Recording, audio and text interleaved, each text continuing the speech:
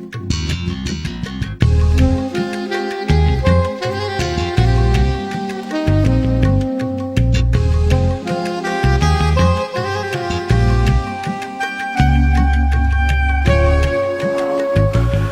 ny tompony ray amintsika rehetra mpanaraka an'izao fandaharan'izao amin'ity andro anio ity.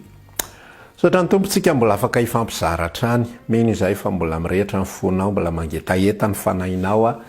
aroy ny fanambaran'ny tenin'Andriamanitra sambatra zainona sy mangetaeta fahamarinana fa ofokisan'izy. Tao hivavakantsika dia anomboka an'izao afatra izao sahady. Raha ny masina tsara indrindra mbola misaotra anao indray fa mbola manana fotoana, manana fahafahana, manana fitaovana, mbola velonaina somatsara. Mety misy ny marary ny tokantrano any fa isorana anao fa mbola tombontsoa anainy afahanay miaino ny fanambarana andray androany afahanao mitarika anay manitsy anay manamboatra ny lalanay sy ny fihevitra iretrarehetra mba hifanaraka amin'ny sitraponao sy ny fihevitrao amin'ny anaran'i Jesosy. Nanaovako izany vavaka izany ary mangataka fanahy masina mba hamangy ny fo rehetrarehetra ianao. Saotra Tompo. Amen. Anomboka ary tsika.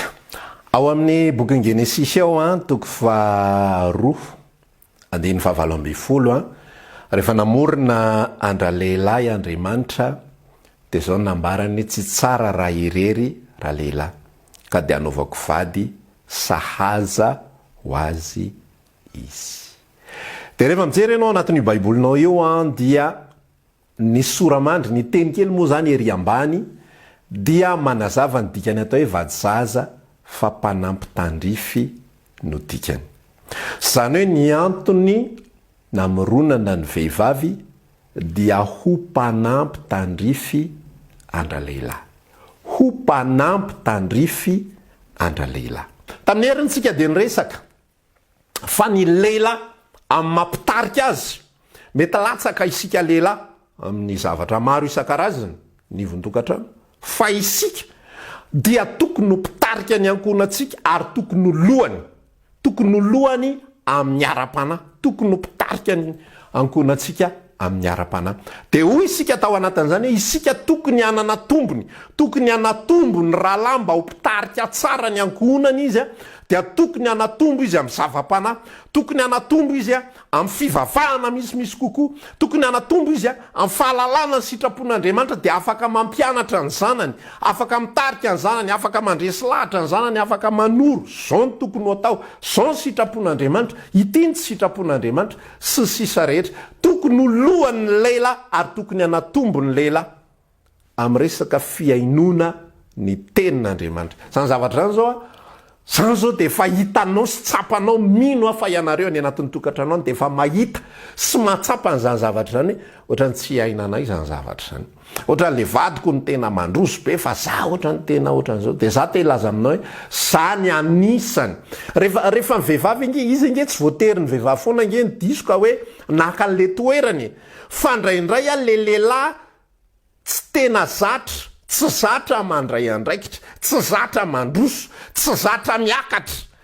miakatra hoe hiakatra avo mba hampatonga ao mpitarika fa zatra tolorana, zatra omena. Zany rehetrarehetra zany manimba daholo fa isika mila mandray andraikitra ary isika mila mandray fanapahan-kevitra hoe zao no lohan'ity tokantrano ity. Zany napetraka Andriamanitra ho lohan'ity tokantrano ity. Androany manapa-kevitra anome tombon-dahy ny zava-panahy mba hatonga ho mpitarika araka ny tokony izy jereo tsara. Ianao mihitsy, izao lehilahy mihitsy no mandray an'ilay toerana izay nomen'Andriamanitra. Izao lehilahy no mandray an'ilay toerana izay omen'Andriamanitra fa tsy voatery foana ny metsiny ny vadika ka ny vadiko manao an'izao ka izy manao zao ka izy manao zao fa ianao mandray an'le izy. Ozy ako averiko le afatra tamin'ny heriny tsy amin'ny kery zany, tsy amin'ny fanapahan-kery sy amin'ny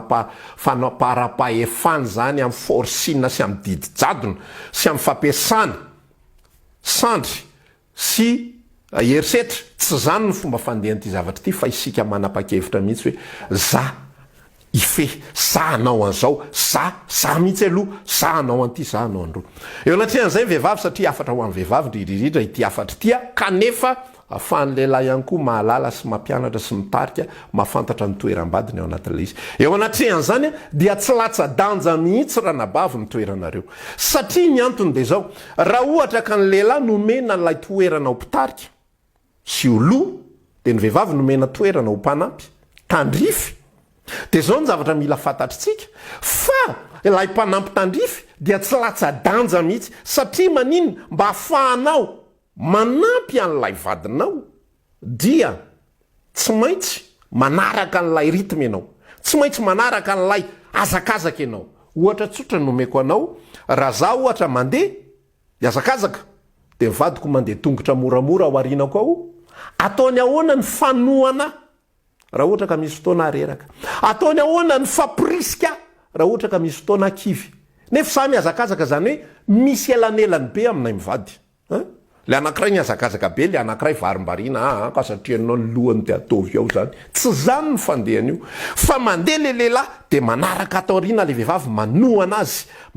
azy ao anatin'ilay izy, tsy manatsatso azy, tsy manakivy azy, tsy mandreraka azy, fa manohana azy araka ny tokony izy. Jereo tsara eo anatin'ny fitondrana firenena. Fa ny zavatra hitantsika dia zao ohatra hoe misy ny président. Rehefa misy ny zavatra mitranga dia président zay moa zany lohany, zay moa zany no zava-mitranga amin'izay rehetrarehetra lohany. Na teo lohany ianao na tsy teo lohany na teo lohany ianao na lohany tsy fidiny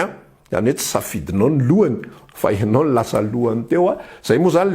le lohany tsy safidy le lehilahy, tsika tsy ny safidy ho lohany fa tsika napetraka ho lohany, fa président izy ny teo lohany dia napetraka teo izy any. Dia ilay président no hitantsika hoe ino no deraina rehefa mavita zavatra, tena mba anina kosa navita izy, tena zao. Ary ino no aratsiany olona sy omen'ny olona tsiny rehefa tsy mandeha amin'izay loany le izy. Kanefa teo ambadika ilay président izay tsy hitantsika dia misy mpanolotsaina be deaibe, misy mpanampy be deaibe nanampy azy, natafita n'ilay asa, na ihany koa nanolotsaina diso azy, napotika sy narava sy tsy nandeha amin'izay loany ny zavatra izay natao. Ka eo zany le izy dia tia ilaza aminao ny halehibe ny toerana izay anana ny mpanolotsaina. Fa ny mpanolotsaina diso mitondra fahafatesana, ary mpanolotsaina araka ny tokony izy mitondra amin'ny fiainana. Raha ny tena marina zany ny mpanolotsaina ngeny tena manao ny asa lehibe indrindra, fa le président écran fotsiny, zavatra aseho fotsiny. Dia takizay ihany koa ny lehilahy, misy asa be ny vehivavy mihitsy amin'ny mampanampy tandrify azy ao anatin'ilay izy. Raha tsy hanome ohatra anao fotsiny amin'ny fahadisoana fanapa-kevitra sy ny fahadisoana mpanolotsaina sy ny amin'ny tsy fampetezan'ilay zavatra sy lay zavatra nitranga sy ny tsy nety rehetrarehetra zany, raha hijery tsotrytsika ny tantaran'ny Adama sy Eva.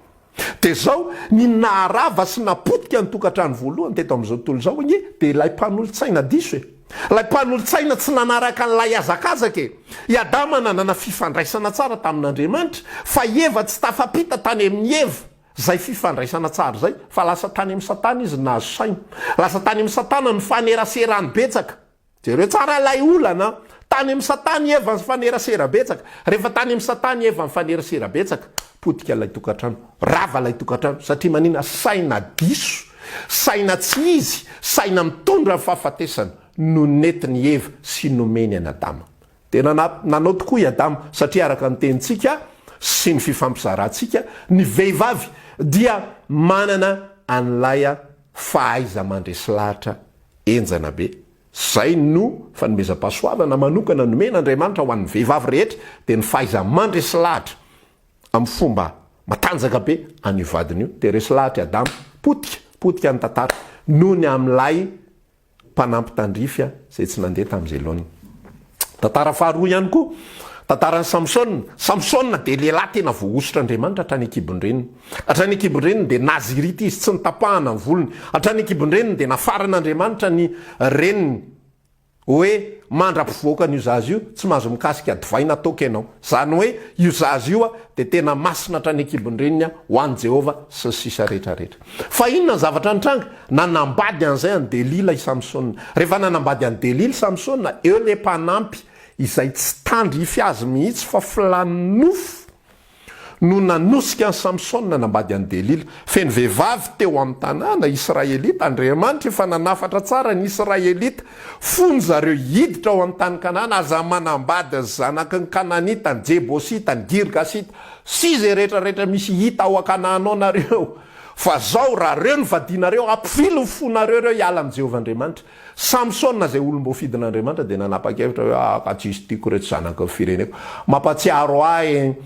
ny zava-mitranga matetika ao anatina tontolona fiangonana fa ny rahalahy ao anatina tontolona fiangonana tsy tiany ny zanaky ny fireneny ao anatin'ny fiangonana ao fa le any ivelan'ny fiangonana ny tiany ny anabavy ihany koa mifamadika amin'izay zavatra tsy tiany ihany koa zanaky ny fireneny ao anatin'ny fiangonana ao fa le any ivelan'ny fiangonana ny tiany fa reo dia nitondra ho amin'ny fahafatesana jereo tsara mihitsy le izy fa safidy araka ny nofo zay netsehny nofo sy ny filany samsona dia nitondra ho amin'ilay mpanampy tsy tandrify raha tsorina ny tantara samsona dia loha kely delila dia vatana ngezabe netin'le vatana ngezabe any amin'ny tsy tokony ho izy maty ny farany zay ny fandeha an'le raha mifamaty amin'izay ihany koa raha ataontsika zany le hoe loha kely le zanak'andriamanitra dia le vatana be le zao tontolo zao mantsy mifandeha an'io zavatra io raha lasa anabavy izao tontolo zao io dia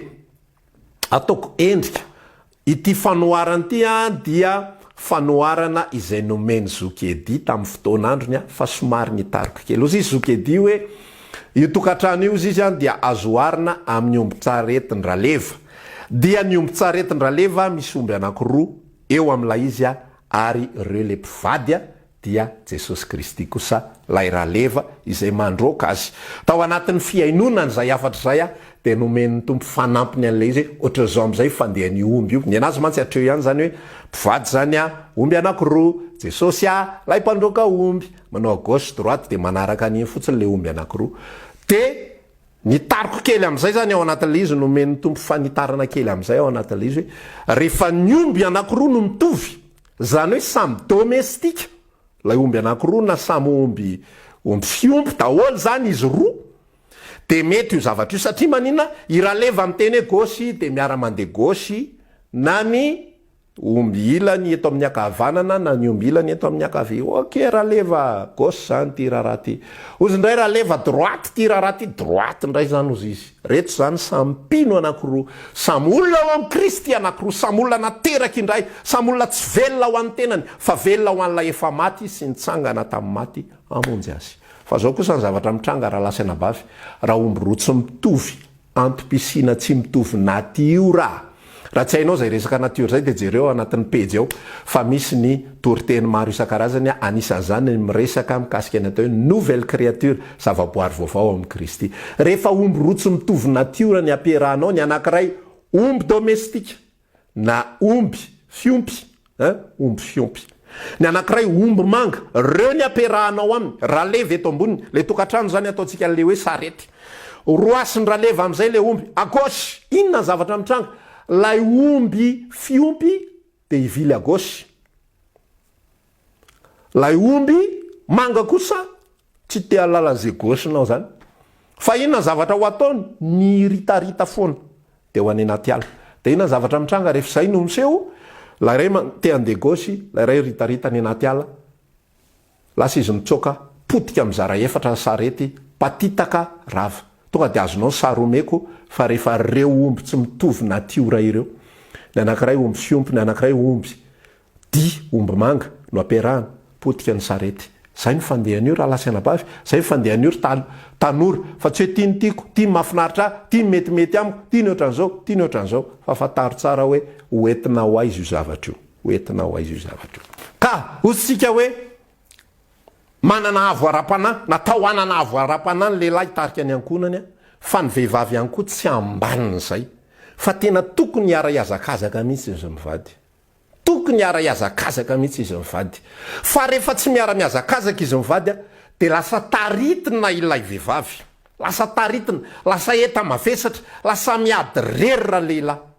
dia vao mainka milazanao tsy mandeha amin'izay loany tokantrano io fa rehefa miara-mandroso kosa miara-mitombo samy mafana ny fanompon'ny tompo ozy izy ny ten'andriamanitra anankiray zay tsara ny roa no ny ray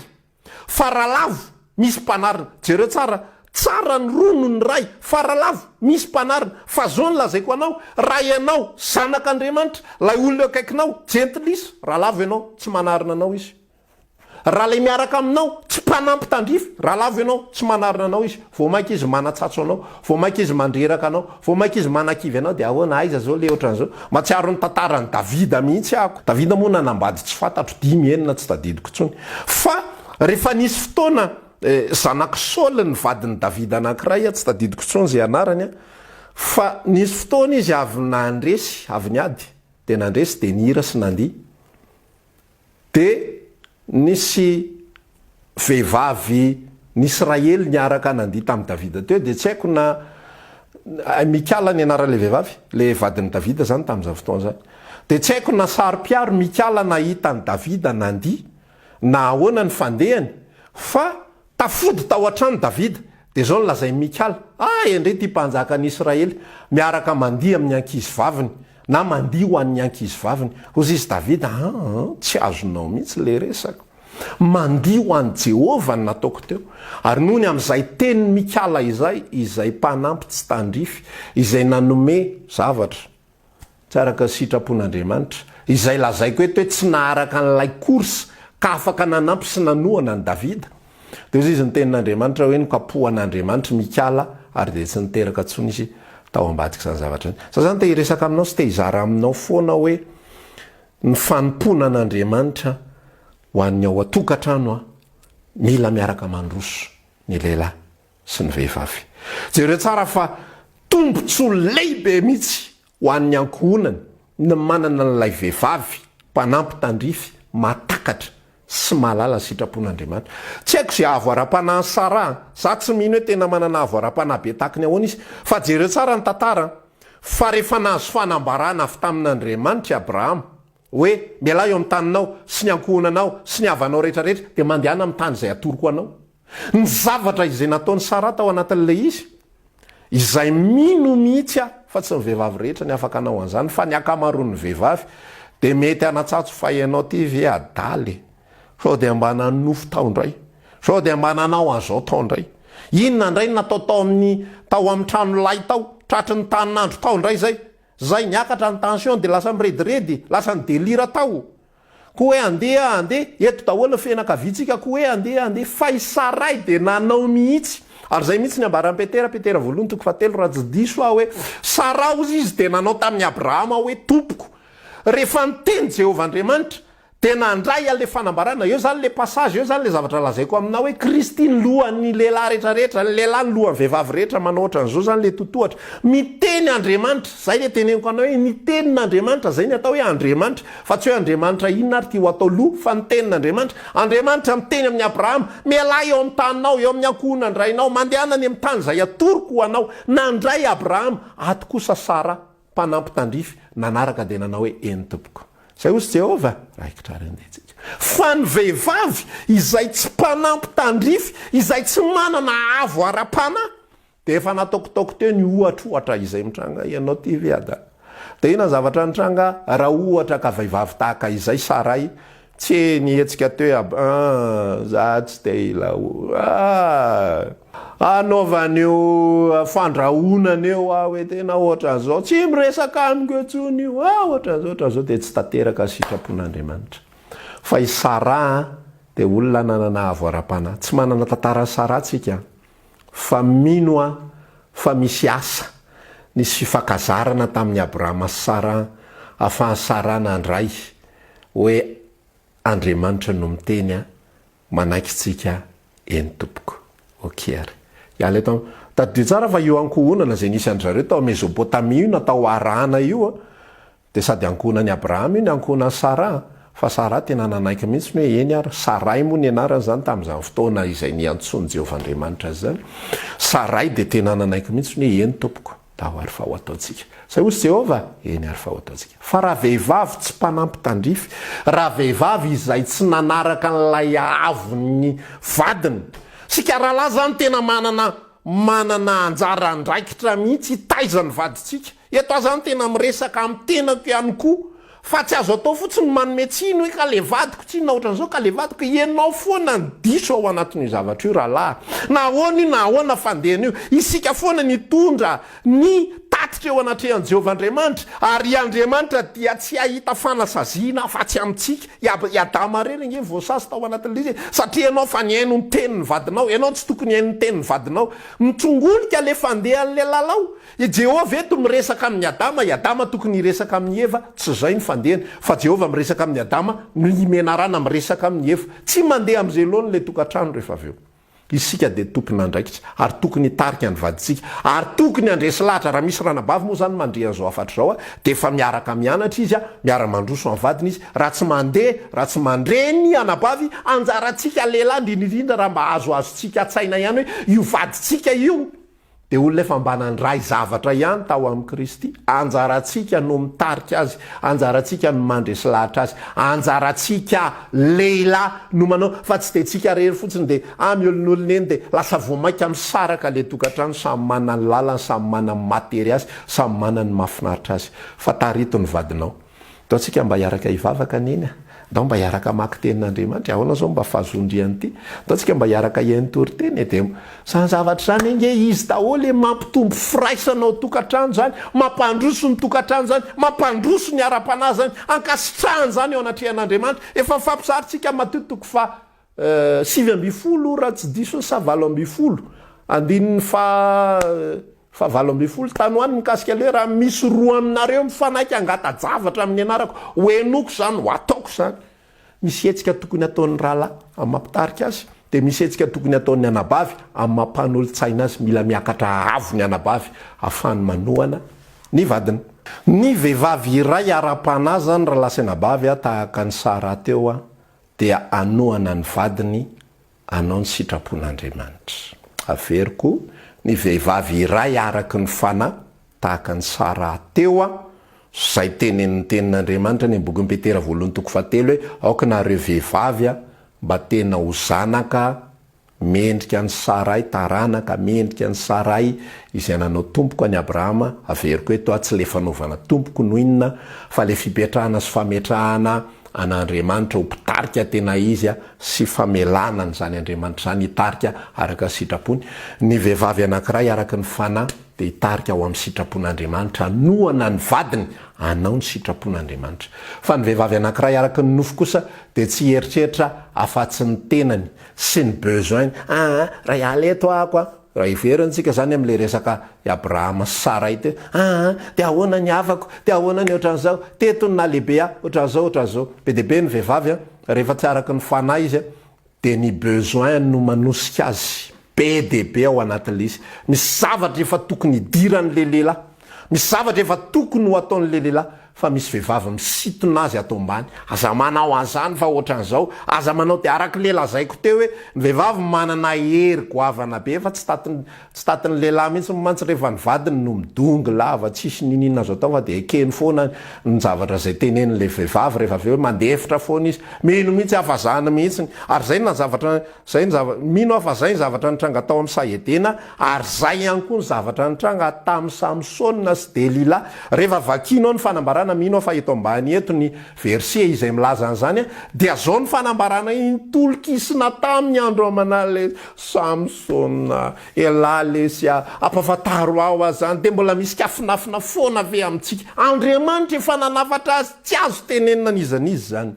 fa nohony am'le ery mandresy lahatra zay tao amin'ny vehivavy izay nampiasaina tsy amin'ny tokony izy lasa votsitra secret tondra ho afahafatesana de ozy ateo hoe rehefa vehivavy ny tsy araky ny fanahy fa araky ny nofo de tsy hanome tomban-dainy tsy hanome lanja ny sitrapon'Andriamanitra izy fa ny filany foana ny filany foana ohatra zany zao hoe tokony ho any ambanivohitra ity olona ity fa zao ny tokony ho atao any raha ohatra zany zao hoe mpanompon'Andriamanitra le izy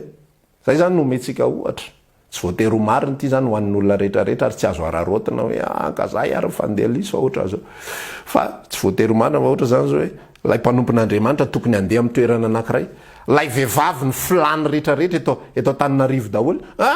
zatsy hoany fa titsy an'izao any ohatran'izao tsy maharesy doika azy le lehilahy ny lehilahy ma tsy maharesy doika ny vadiny zany fa araky ny teneniko teo ihany le izy tsy maharesy doika azy le lehilahy eny ary fa de atao laza mampiady le izy fa ohatrazao tondra ho afahafatesana satria manina tia sitrapon'Andriamanitra le vehivavy tsy mahalala le sitrapon'Andriamanitra tsy araka fana tsy miara-mandroso ao anatin'le izy tsy règle zay zavatra zay fa fanazavana zay omeko anao fotsiny ao anatin'izany afahako manazavanao fa ianareo vehivavy dia manana ny toeranareo ho mpanampy tandrify. Tombony lehibe ho an'ny ankohonana ny manana vehivavy mahay mandrisika ny vadiny, mahay mampaera ny vadiny, mahay manolo-tsaina ny vadiny, zany ny tena goavana be. Matsiaro an'le fomba fiteniny tsy haiko oabolana angamana izy iny hoe iza nahita vehivavy ozy izy fa ny tombony tombany tahaka ny volafotsy, tahaka ny vatosoa, tahaka ny vato lafo vidy, ny tombany tahaka ny vato lafo vidy, ary ny tombany vehivavy tahaka ny vato lafo vidy io tsy vehivavy mahay manadio trano, tsy vehivavy mahay karakara tokantrano, mahay sakafo, tsy ratsy zany fa vehivavy mahay mampaera ny vadiny, vehivavy mahay mandrisika ny vadiny, vehivavy mahay manampy ny vadiny amin'ny fotoana rehetrarehetra. Zany tena tombontsoa goavana be, tena milazanao aranabavy fa na misy fotoana rozy ako tamin'ny fotoana lasa izay fahampiresahana hoe raha misy fotoana ary vadinao io manondrana vetivety kely io de tafaverinao aminao satria maninona hafa ihany mama io mahay mandrisika, io mahay mampirisika, io tsy mandatsa, io tsy manakivy, io tsy mahay manabata rehefa reraka, io mampahery aho. Zany zavatra zany sarobidy be zany ranabavy, mety tsy hitanao valeur an'izany ankehitriny fa fantatro ivadinao io zany zavatra zany ary tsapany zany zavatra zany ary amporisihako aminareo ranabavy ianareo de tokony halala ny vehivavy rehetrarehetra zany. Vehivavy zany mahay miresaka be, vehivavy mahay zavatra be de be fa zany rao ny tena te hiresaka hoe fantaro ho anareo zay mbola tsy mahay sy tsy mbola mahafantatra. Fantaro ranabavy inona le teny mampahery ny vadinareo io, inona le teny mampiverina ny tsikitsikiny, inona le teny mampakorazy azy. Fa milan'izany io lohan'ny fianakaviana io fa rehefa korazy io mandeha lavitra be ny tokantrano, rehefa mahery io mandeha lavitra be ny tokantrano, fa rehefa io ny pemponareo foana, rehefa io ny akivinareo foana, rehefa io efa fampizarany zany zavatra zany tsika hoe mahay mankasitraka, rehefa io ny tsy hainareo mankasitraka azy, rehefa io ny tsy hainareo mampahery azy de azagaga mihitsy raha tsy mandeha amin'izay laony de fitantaranareo azy rehefa avy eo any amin'ny namanareo sy any amin'ny havanareo le vadinay tena ohatran'izao, le vadinay tena za tena te hilaza amin'ity androandroany ity fa le mpanampy tandrifiny tsy manao araka ny tokony izy, tsy manao ny asany ao anatin'le izy fa raha manao ny asany araka ny tokony izy ianareo vehivavy milazanareo afa mandeha lavitra io ary ankohonana kasitrahan'Andriamanitra io ary ankohonana ahita vokatra sy ahita fahatsarana eo anatrehan'Andriamanitra io. Zay fifampizarantsika afatra 5-10 zay no ny fampizarantsika. Minao fa masehaka zavatra be deaibe zay iverimbereny jereny reo rehetrarehetra reo aza atao indray mandeha de vita de amin'ny manaraka na rehefa misy olana tahaka ny dokotera zay vao mandeha any fa teny mbola tsy misy ny olana zay reo tsara fa tsika malagasy moa zany tsy mahay an'izay fiainana zay fa ny vahiny dia makany amin'ny dokotera tsy haiko indray mandeha indroa isa-taona farafakely indrindra, makany amin'ny dentiste indray mandeha indroa isa-taona farafakely indrindra afahana amin'za de ny mielony mety olana rehetrarehetra de tsy de manana olana loatra izy ireo amin'ny fahasalamana, tsy de manana olana loatra izy ireo amin'ny fahasalaman'ny atovava satria makany matetika de tahak'izay ihany koa tsika aza miandro problema zay vao aiza moa le toriteny mikasika ny tokantrano ho asesiko daholo izy 5-10 fa ten'izao mbola milamina tsara zao de mahaiza miaino, mahaiza mandray, mahaiza mandroso de minao fa hitondra vokatsoa ny tokantranontsika zay afatra fampizaran'izay. Maetraka veloma mandra-piona, mandra-pitafa manaraka toy izao indray. Samy tahiny tompo. Veloma tompoka.